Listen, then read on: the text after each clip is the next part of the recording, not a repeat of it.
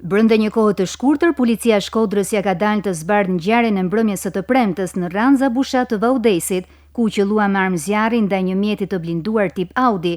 Bëhet me dije se policia ka shpallur në kërkim vëllezërit Prendi dhe një person tjetër të dyshuar edhe si autori i ngjarjes, banues në Ranza Bushat. Dyshohet se njëri prej tyre ka qelluar nga një motor me automatik Kalashnikov në drejtim të mjetit të blinduar tip Audi, ndërsa të tjerët kanë qenë në një mjet tip BMW që është sekuestruar nga policia.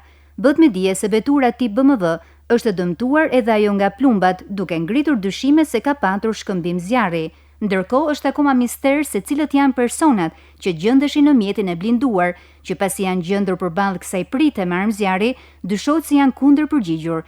Mendohet se makina tip Audi e blinduar u qellua ndërsa ishte në ecje sipër dhe dyshohet se persona që ndodheshin brenda po shkonin tek vëllezërit Prendi për një konflikt të dyshuar mes tyre, por janë pritur me armë zjarri.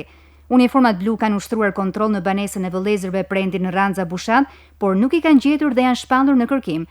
Personat e ndodhur në automjetin tip Audi dyshohet se janë larguar me një makinë tjetër, e cila ishte në mbështetje të tyre.